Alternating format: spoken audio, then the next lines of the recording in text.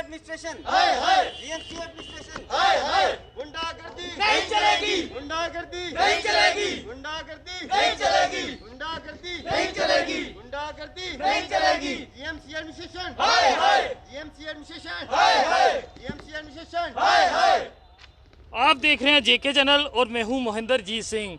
DRDO जब से सामने आया है तब से उसके विवाद जो है वो चलना शुरू हो गए। हालांकि पहले बात करें तो पहले भी कश्मीर के साथ जिस तरह से उनकी पोस्ट निकाली गई थी और बाद में उन्हें वापस लिया गया था, अब जब लिस्ट सामने आ रही है तब भी उसमें कुछ ऐसे पॉइंट्स निकल के सामने आए हैं जिन्होंने स्टूडेंट्स को घरों से बाहर निकलने के लिए मजबूर कर दिया गया है। क्योंकि जिस तरह से बात की गई थी कि पॉइंट्स रखे थे 10 पॉइंट्स जिनके पास एक्सपीरियंस होगा, मगर उसके बाद अब युवक जो है वो बाहर हैं। क्यों बाहर हैं जानेंगे।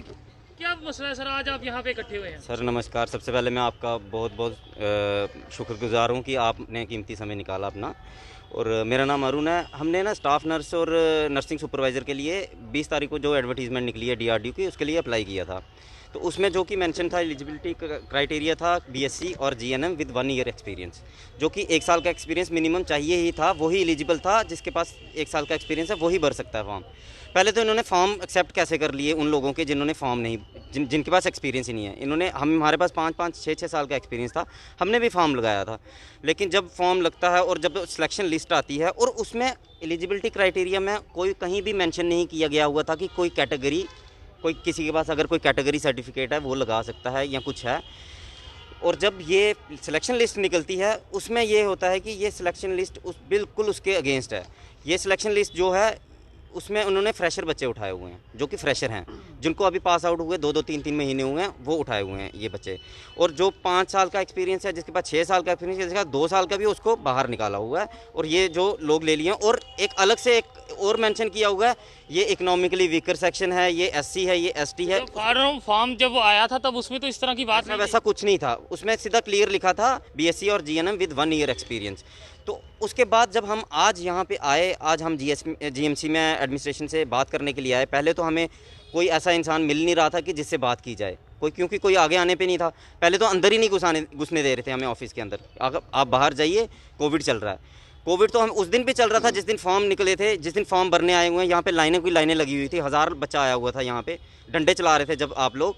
तो आप लोगों को तब कोविड नहीं दिख रहा था, तब कोविड के प्रोटोकॉल नहीं दिख रहे थे। आज आपको लगा। फिर उन्होंने बोला कि अंदर जाके बात कर लीजिए। अंदर जिससे भी बात कर रहे हैं वो बोलते हैं हम कुछ नहीं कर सकते, आप वहाँ जाइए। हम 4 जगह घूम के लास्ट में हम प्रिंसिपल मैम के पास पहुँचे हैं। वहाँ पे भी हमें अंदर जाने की अनुमति नहीं थी। हम ज़बरदस्ती हम अंदर जाके प्रिंसिपल मैम से बात की है।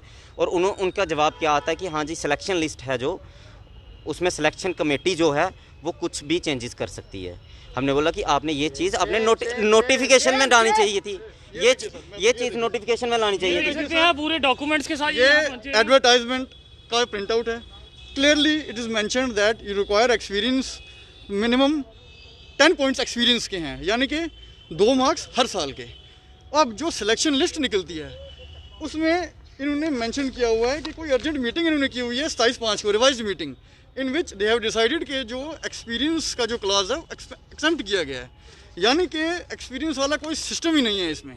पता नहीं कितने फ्रेशर इसमें होंगे, जैसा कि ये बता रहे थे मेरे भाई, इसमें 21 या 22 फ्रेशर इनके अंडर जो थे वो भी इंक्लूड किए गए हैं। सबसे पहली बात यह है कि इस एडवर्टाइजमेंट में कहीं भी आपको ये देखने को नहीं मिलेगा कोई कैटेगरी का सिस्टम कोई मेंशन्ड है, कोई ओबी, आरबीसी, कुछ भी नहीं। क्लियरली हर एक एडवर्टाइजमेंट पे ऐसा मेंशन होता है कि ओबीसी की इतनी सीट्स, एससी की इतनी, एसटी की इतनी, ओपन मेरिट की इतनी। तो ऐसा कुछ भी एडवर्टाइजमेंट में मेंशन नहीं है। तो अभी जब सिलेक्शन लिस्ट हमारे पास आ रही है उसमें तो अलग ही हिसाब है। कुछ ओपन के इतने, एसटी के इतने, मतलब 50 to 55, 60% लोग तो कैटेगरी से हैं। सबसे पहले तो मेरी गवर्नमेंट से ये रिक्वेस्ट है कि आप ओपन मेरिट वाला जो फॉर्मेलिटी है, जो ड्रामा है, इसको बंद ही कर दीजिए। क्यों, ज़रूरत नहीं है हमें। अब रिजर्व वालों को ही, क्योंकि इंडिया में ये सिस्टम है कि रिजर्व वालों का थोड़ा ज़्यादा ये है, रिजर्व वालों को कोई नहीं पूछता है। ठीक है, अच्छा, अब ये कैटेगरी की बात तो हो गई। दूसरी बात एक्सपीरियंस की बात रही, जो मोस्ट इंपॉर्टेंट है। यहाँ पे लिखा हुआ है क्लियरली कि एक्सपीरियंस के बेस पे सारा कुछ होगा। सिलेक्शन लिस्ट में ऐसा कुछ नहीं है, कोई एक्सपीरियंस नहीं, कुछ नहीं। खुद आप देख सकते हैं कुछ बच्चों के परसेंटेज जो हैं वो बहुत पॉइंट्स जो बने हैं बहुत कम है और उनको टॉप पे रखा गया है, बाकियों को वेटिंग रखा गया है। कोई है ही नहीं। मेरी तरह ये सारे हैं जो काफ़ी एक्सपीरियंस हैं, 10-10 साल का एक्सपीरियंस लेके बैठे हुए हैं, लेकिन कोई सुनने वाला नहीं है। अब अभी ये सारा कुछ आपके सामने है, ये डॉक्यूमेंट्स हैं, ये मेडिकल कॉलेज की वेबसाइट से ही निकाले गए हैं, प्रिंट आउट है। ये धांधली हो रही है मेडिकल कॉलेज की एडमिनिस्ट्रेशन में, जो कि जीएमसी की एडमिनिस्ट्रेशन वैसे ही कुछ दिनों में सुर्खियों में है ही, जो इनका बहुत ही अच्छा है जो काम कर रहे हैं। और मीडिया कर्मियों को भी इन्होंने कुछ मीडिया कर्मियों को भी अंदर आने से मना कर दिया हुआ है, ठीक है ना, ताकि इनकी पोल ना खुले। और पोल खुलने के और बड़े तरीके हैं, ये सबसे बड़ा पोल ही तो खुल रहा है। ये क्या है, क्या पता है इन्होंने क्या कौन से ब्लैक शीप्स हैं, इन्होंने कुछ अपने बंदे एडजस्ट करने हैं, इनको अर्जेंट मीटिंग करनी पड़ी कि एक्सपीरियंस वाला सिस्टम हम ख़त्म कर देते हैं, कैटेगरी वाला सिस्टम ले आते हैं।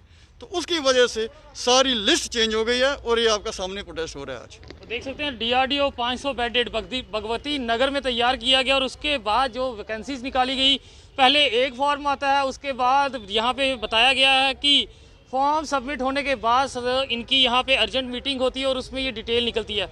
अगर इस तरह की कोई बात है तो आपको इन स्टूडेंट के साथ सार्वजनिक करनी होगी, नहीं तो इस तरह के प्रदर्शन लगातार जो है वो बढ़ते हुए नजर आएंगे। अब क्या मांग करेंगे आप? देखिए, हम LG साहब से यही बात करेंगे, यही डिमांड करेंगे कि उन तक बात पहुंचे, जो अंदर हमें सुनने को मिला हुआ है। अंदर इन्होंने हमें बोला गया कि जो सिलेक्शन कमेटी होती है वो कुछ भी डिसाइड कर सकती है। जी हमें बहुत बुरा लगा ये सुन के कि एडवर्टाइजमेंट में कुछ लिखते हो, फिर क्या फ़ायदा एडवर्टाइजमेंट का। उधर मैम बोलते हैं कि सिलेक्शन कमेटी की इतनी राइट्स होते हैं कि वो रातों रात कुछ भी डिसाइड कर सकती है, जहाँ उन्होंने अपने बंदे लगाने होते हैं। जैसे भैया ने बोला अभी कि इन्होंने 27 तारीख को ऐसी मतलब अर्जेंट मीटिंग की क्या ज़रूरत पड़ गई। मतलब आपके बंदे नहीं एडजस्ट हो रहे थे, जो फ्रेशर थे आपके बंदे नहीं एडजस्ट हो रहे थे, उसमें डिजर्व नहीं कर रहे थे, जो आपको मीटिंग करनी पड़ी रात को।